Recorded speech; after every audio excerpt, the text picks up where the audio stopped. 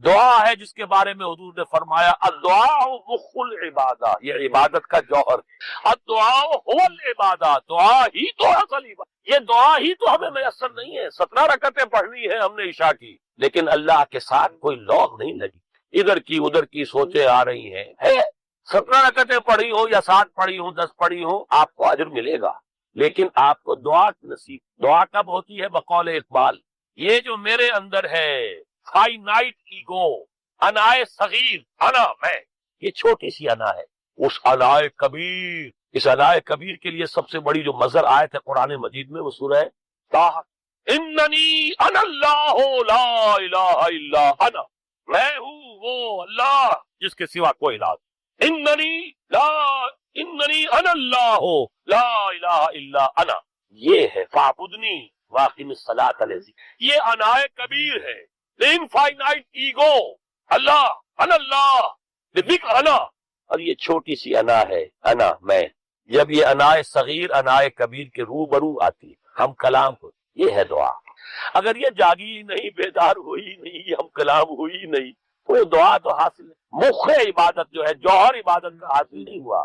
ہاں ایک شکل ہے عبادت کی، مراسم عبودیت ہے، یہ اشکال ہے، رہ گئی رسم ادا روح بلالی نہ رہی، فلسفہ رہ گیا تلقین غزالی نہ رہی، ایک شکل ہے، تم نے کر لی، اجر ملے گا۔ آخر وقت نکالا ہے، آپ اللہ کے سامنے کھڑے ہوئے، اجر سے محنت کا جو اجرت وہ دے گا، لازم اس پر بھی دے گا، لیکن حقیقت صلاۃ کوئی اور ہے۔ اسی لیے کہا محمد رسول اللہ صلی اللہ علیہ وسلم الصلاۃ معراج المومن، اہل ایمان کے لیے یہ معراج کے درجے، معراج میں مکالمہ ہوا، التحیات للہ والصلوات والطیبات، یہ حضور نے فرمایا۔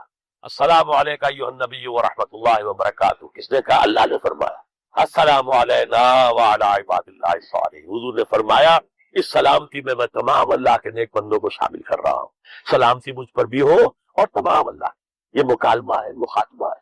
جب تک یہ مکالمے اور مخاطبے کی شکل میں، اگر وہ انائے صغیر جاگی ہی نہیں، سوئی ہوئی ہے، بے ہوش ہے، پڑی ہوئی ہے، سسک رہی ہے یا مر چکی، روح مر بھی جاتی، جسم زندہ ہے، روح جسم جان کے ساتھ زندہ ہے، حیوان انسان زندہ ہے، انسان مر چکا۔ اس لیے قرآن کہتا ہے نبی یہ مردہ ہے، اموات غیر احیاء، یہ نہیں سنتے ہیں، یہ آپ کو سمجھتے ہیں آپ کے یہ بڑے غور سے سن رہے ہیں، نہیں سن رہے، یہ تو مردہ ہے، روحانی طور پر مردہ ہے، ان کی روح مر چکی ہے، یہ تو حیوان رہ گیا زندہ صرف، یہ چلتے پھرتے مقبرے ہیں، یہ چلتے پھرتے تعزیے ہیں، اس کے سوا کچھ۔ یہ ابو جہل کون ہے اور ابو لہب کون ہے؟ یہ حیوان ابو جہل ہے اور حیوان ابو لہب ہے۔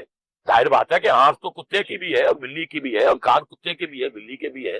کتا بھی دیکھ کر گاڑی آ رہی ہے تو اپنے آپ کو بچاتا ہے، تم نے بچا لیا تو کون سا بڑا کمال کیا۔ وہ اندر کا انسان، یہ انسان اندر کا روحانی وجود یا مر چکا یا سسک رہا ہے یا دبا ہوا ہے، بے ہوش ہے، یہ بیدار ہو اور ہم کلام ہو۔ افلاک سے آتا ہے نالوں کا جواب آخر، کرتے ہیں خطاب آخر، اٹھتے ہیں حجاب آخر، آتا ہے اللہ جواب دیتا ہے۔ اجیب دعوت الداعی اذا دعان، روحانی کان کھلے ہو تو تم جواب سنو گے۔ ان کانوں سے وہی جب محمد پر آئی تھی، ان کانوں سے نہیں آئی تھی، وہ دل پر اتری تھی براہ راست۔ فَإِنَّهُ نَزَّلَهُ عَلَىٰ قَلْبِكَ، ان کانوں کا ان آنکھوں کا سوال نہیں ہے، وہ دل پر براہ روح ہے محمدی پر، یہ روح، اسی لیے وہی کو بھی روح کہا گیا ہے، لانے والا بھی روح، اور روح الامین جس پر لایا گیا وہ بھی روح محمدی، جس کا مسکن ہے قلب محمدی، اور جو لائی گئی وہ بھی روح ہے۔ وَكَذَلِكَ أَوْحَيْنَا إِلَيْكَ رُوحًا مِّنْ أَمْرِنَا، یہ قرآن ہم نے نازل کیا، ایک روح ہے، اے محمد جو آپ پر نازل۔ مَا كُنتَ تَدْرِي مَا الْكِتَابُ وَلَا الْإِيمَانُ، اس سے پہلے تو آپ کو کچھ پتہ نہیں تھا، کتاب کیا، شریعت کیا، ایمان کیا۔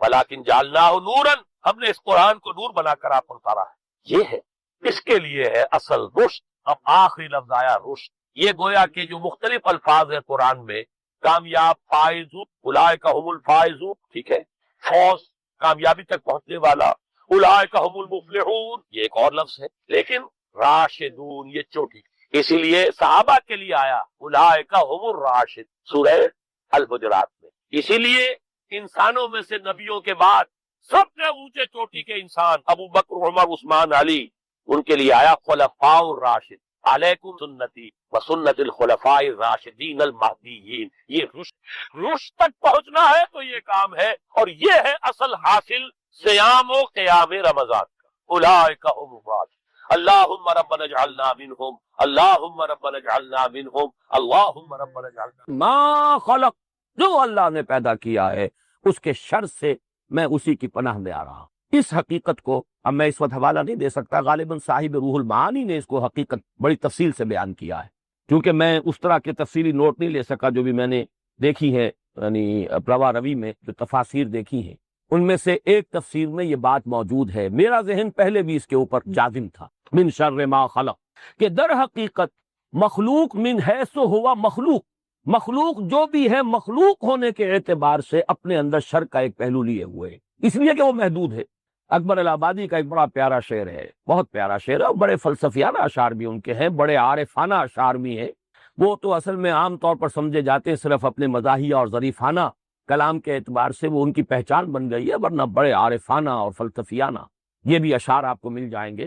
جہاں ہستی ہوئی محدود لاکھوں پیچ پڑتے ہیں، عقیدے عقل فطرت سب کے سب آپس میں لڑتے ہیں۔ ہستی کا محدود ہو جانا ہی در حقیقت یہ سارے مسائل ہیں جو اس سے پیدا ہوتے ہیں۔ جہاں ہستی ہوئی محدود لاکھوں پیچ پڑتے ہیں، عقیدے عقل فطرت، عقل کچھ اور کہہ رہی ہے، فطرت اندر سے دل کچھ اور کہہ رہا ہے، عقیدہ جو ہے وہ کچھ اور، آپ اس کو ماننے پر مجبور ہیں۔ عقیدے عقل فطرت سب کے سب آپس میں لڑتے ہیں، اور لڑتے کیوں ہیں؟ ہستی محدود ہو گئے۔ جہاں ہستی ہوئی محدود لاکھوں پیچ پڑتے ہیں۔ تو اس انداز میں سمجھ لیجئے من شر ما خلق، اس میں ایک آپ کے ذہن میں اشکال آئے گا، اس لیے کہ ناوک نے تیرے سید نہ چھوڑا زمانے میں فوراً ذہن میں آنا چاہیے کیا مخلوق میں تو محمد رسول اللہ بھی شامل ہے صلی اللہ علیہ وسلم، کیا ان میں بھی کوئی شر کا پہلو ہے؟ یہ ایک بہت بڑا اشکال ہے، اور شاید ہم ہر ایک کے بارے میں تسلیم کرنے کو تیار ہو جائیں، لیکن ہماری جو نفسیاتی اور ایک کیفیت ہے ہماری سوچ کی اور مزاج کی، اس میں یہ ہے کہ حضور صلی اللہ علیہ وسلم کے لیے تو اس طرح کا کوئی امکان اور شائبہ بھی اگر کہیں بیان میں ہو تو اس سے بھی آدمی جو ہے لرز جائے گا۔ اس کی میں توجیہ بھی آپ کے سامنے رکھتا ہوں۔ اصل میں اس کا عقدہ حل ہوتا ہے سورہ اعراف کی اس آیت کے حوالے سے، الا لہ الخلق والامر۔ عالم دو ہے، عالم امر، عالم خلق۔ عالم امر یہ باتیں بہت دفعہ میں نے بیان کی ہے، لیکن آج اب اس کے حوالے سے پھر اجمالاً بیان کر رہا ہوں۔ عالم امر سے ہمارے علم کی حد تک صرف تین چیزیں وابستہ ہیں، ملائکہ، ارواح انسانی، اور ان دونوں کے درمیان جو انٹر کمیونیکیشن ہے، اور وہ ہے وحی، فرشتہ کمیونیکیٹ کر، یہ وحی ہے، وہی عالم امر کی شے ہے۔ اس کے لیے لفظ امر قرآن مجید میں آیا۔ ملائکہ یہ امر ہے، عالم امر ہے، اور اسی طریقے سے یسألونک عن الروح قل الروح من امر ربی، ارواح انسانیہ یہ عالم امر کی۔ عالم امر اب یوں تو کہا جائے گا ملائکہ بھی مخلوق ہیں، ارواح انسانی بھی مخلوق ہے، ایک اعتبار سے خلق کا لفظ کی سب پر حاوی ہو جائے گا، لیکن یہ کہ مزید جب تفصیل میں آپ آئیں گے، چونکہ ہماری وکیبلری محدود ہے، ہماری زبان کے الفاظ جو ہمارے تصورات سے مبنی ہے اور مستنبط ہیں ان میں محدودیت ہے، اس لیے یہ سارے چکر وہی بات آ گئی کہ جہاں ہستی ہوئی محدود لاکھوں پیچ پڑتے ہیں، الفاظ کا اشتراک ہے جو شرک تک ہمیں لے جاتا ہے۔ وہی لفظ بطور صفت اللہ کے لیے استعمال ہو رہا ہے، وہی لفظ بطور صفت وہ مخلوقات کے لیے استعمال ہو رہا ہے۔ اللہ بھی موجود، ہم بھی موجود، اللہ بھی علیم اور عالم، اور انسان بھی علیم اور عالم ہی نہیں علامہ تک۔ اب یہ ہے وہ لفظی اشتراک جس کی وجہ سے کہ اگر انسان چوکس نہ رہے، چوکن نہ رہے، محتاط نہ رہے، تو اس کے جو پاؤں ہے غیر شعوری طور پر بھی کہیں شرک کی وادی میں چلے جائیں۔ یہی معاملہ یہاں پر ہے کہ خلق کا لفظ ایک اعتبار سے فرشتے بھی مخلوق ہیں، لیکن عالم امر کی شے ہیں فرشتے، اور اسی طریقے سے روح انسانی بھی مخلوق ہے، لیکن وہ عالم امر کی شے ہے۔ اس عالم امر میں وقت نہیں ہے، یہ بھی میں آج آپ سے عرض کر دوں، میں نے حال ہی میں چونکہ یہ کتاب پڑھی ہے تو یہ تسلیم کیا جاتا ہے کہ بگ بینگ سے پہلے کوئی ٹائم نہیں ہے، ٹائم کا کوئی وجود نہیں تھا۔ یہ بھی آپ اگر پڑھ سکیں اس کتاب کو، اس لیے کہ ذرا سی محنت کریں تو عام آدمی بھی، وہ اصل میں یہ کتاب جو لکھی ہے اس شخص نے وہ لکھی ہی عوام کے لیے ہے کہ جو فزکس کے اندر کوئی ایم ایس سی وغیرہ نہ بھی کیے ہوئے ہوں اور پی ایچ ڈی نہ کیے ہوئے وہ بھی کوشش کریں، ذرا تھوڑی سی ہمت تو کرنی پڑے گی، کتاب سمجھ لیں۔ ٹائم کا کوئی کانسیپٹ نہیں۔ یہ اس ایکسپلوژن کے بعد ایک ایلیمنٹ جو ہے وہ 4 ڈائمینشنل اسپیس جو تھی جس میں ٹائم اسی کے اندر تھا، اور جب زیرو ماس تھا تو نہ ماس نہ ٹائم کچھ بھی نہیں تھا۔ اس بگ بینگ سے پہلے کسی وقت کا تصور نہیں ہے، اس کے بعد سے شروع ہوا، اس دھماکے کے بعد اب وہ ماس بھی بننا شروع ہوا، اور اس کے اندر وہ 3 ڈائمینشنل اسپیس بھی آئی اور ٹائم کا ایلیمنٹ بھی شروع ہوا، ورنہ اس سے پہلے وقت کا کوئی تصور نہیں۔ اور عالم ارواح کے لیے کوئی وقت نہیں ہے، فرشتے کو 7ویں آسمان سے اس زمین تک آنے میں کوئی وقت نہیں لگتا، آنے واحد، انما امرہ اذا اراد شیئا فانما یقول له کن فیکون، نو ٹائم ایلیمنٹ۔ عالم خلق میں ہے وقت کا معاملہ، خلق، یہ جو، اور خلق کا میں نے آپ کو بارہا بتایا، کسی شے سے کوئی شے بنانا، یہ عدم محض سے جو بگ بینگ کے ذریعے سے کائنات پیدا کی گئی ہے، وہ تو کریشن ایکس نہیلو ہے، عدم محض سے ایک دھماکہ ہوا ہے لفظ کن سے اور اس کائنات کا آغاز ہوا۔ لیکن یہ کہ اس کے بعد اب وقت ہے، خلق کہتے ہیں کسی شے سے کسی شے کو بنانا، اب وہ فوٹون سے، پھر نیوٹرونز اور پروٹونز اور نیوٹرینوس اور نہ معلوم کیا کیا، اور اینٹی پارٹیکلز، ایک پارٹیکل بنا اس کا اینٹی بھی بنا، یہ عجیب ایک گورکھ